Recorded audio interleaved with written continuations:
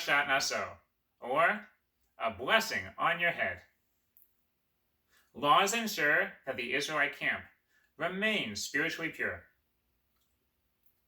The Sota ritual is outlined for a suspected adulteress. A Nazirite is a person who vows to undertake a higher level of holiness. The priestly blessing is shared. One by one, tribes bring gifts for the new Mishkan.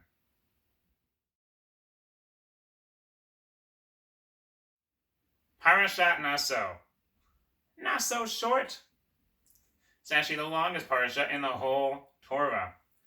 And a lot has to do with the ending. At the end, we read about the gifts that each of the 12 tribes brought to the Mishkan dedication, the sanctuary opening day, as it were. And it tells us what happened, what was offered on day 1, 2, 3, every day, 1 through 12. And you know what they brought? They brought literally the same gifts. And yet the Torah tells us 12 times. So why does the Torah spill so much ink? Why does it repeat itself? Here's a verse with an example. On the second day, Netanel, son of Tzuar, chieftain of Issachar, made his offering. He presented as his offering, ... And the Torah goes on to say in detail how much gold and how much silver and what plates and what they were used for, all these things. It takes 71 verses to tell us about these gifts. It could have easily taken one paragraph and said, these are the gifts they brought every day, and move on. Do you know how many verses it took for God to create the universe? 35. That's right, less than half.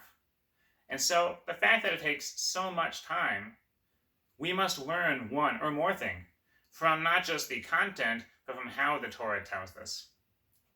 Indeed, I think we do learn something significant about God and about the Israelites.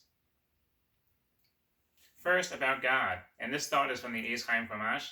It says that God set aside one day for each tribe, and on that day there was no gift like the gift offered that day.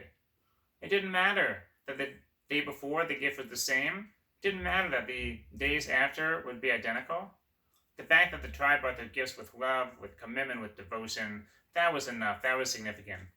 What mattered to God was not content, but intent.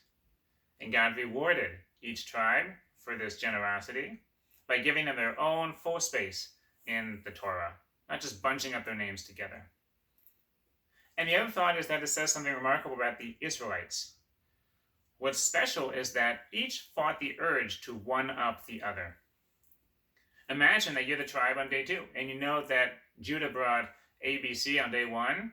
Isn't there a part of you that wants to go a little further, to do a little more, to offer a little more, to stand out? But they fought that urge, even though it's human nature, because they understood that, especially in the context of holiness and the sacred space, that would be petty. They saw more value in being one whole instead of individual parts.